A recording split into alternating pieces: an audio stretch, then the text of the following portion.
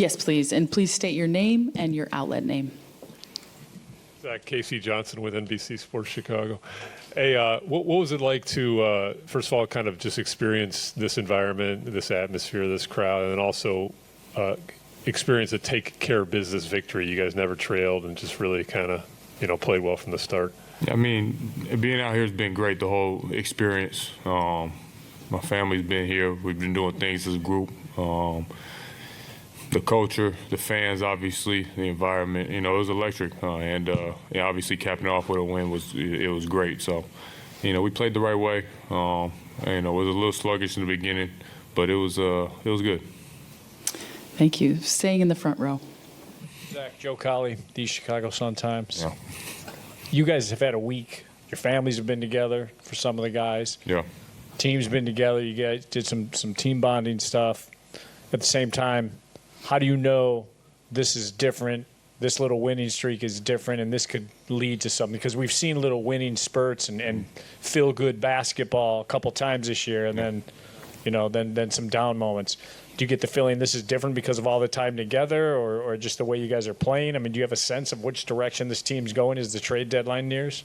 Yeah, I mean, we've been putting it together, and obviously we've been trending in the right direction, even with some losses. But, it's getting toward the second half of the season. It's getting close to All-Star break. So, we need to start picking up and playing like the team we're supposed to. I think these last couple of wins, we've been showing the right way. We've been playing, been sharing the ball. Obviously, with DeMar coming back, it's been great. Now we're fully healthy again. So, keep it rolling, keep playing the right way, and just take each game as a challenge and try to win. Thank you, Zach. We have a question from our junior reporter in the second row. Je porte le numéro 8 quand je joue au basket avec mon club et parce que tu es mon idole et je voulais savoir pourquoi toi tu portes le numéro 8 et quel était ton idole quand tu avais mon âge. So I'm wearing number 8 when I play with my team, and why? Because you're my idol, and I'd like to know why you're number 8, and when you were young, who were you admiring? I appreciate it, first off, my man. Why I wore number 8 is because my idol was Kobe Bryant. So looking up to him, I wanted to do everything he did.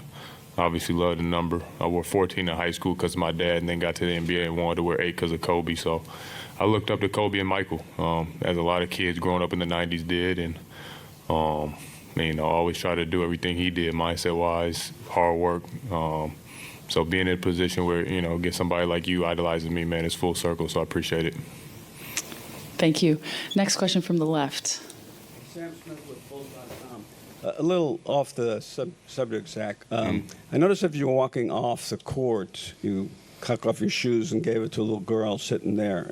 Was that part of the exultant of being here? I mean, we don't see that much at home as much. What was your thought process and how did that come about? Yeah, I mean, only time we might be able to play in Paris. So, give some stuff away, show appreciation to the fans.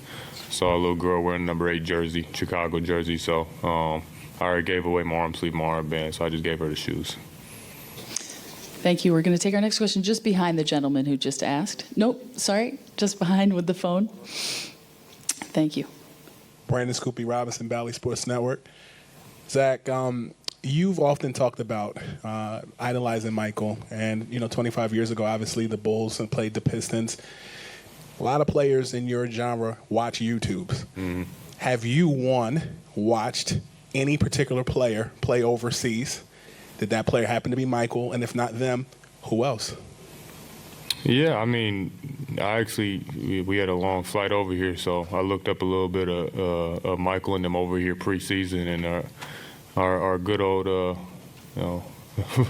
AK was on the team. I saw AK foul Michael a couple times playing against him in '97. So, and obviously international basketball is huge. It's growing. Some of the best players, in the basketball world today in the NBA is international players. So, it's beautiful. Thank you. Back to this gentleman you were with before, left-hand side. Thank you.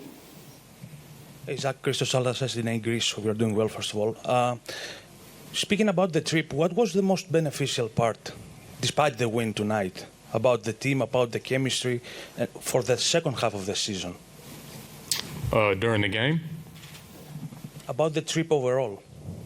Oh, the whole trip. I mean, the trip was great for us, going forward. Obviously, going into the second half of the season, spending a lot of time together. As you say, bonding a little bit. Everybody seeing each other's family, who they brought with them and cared about as well.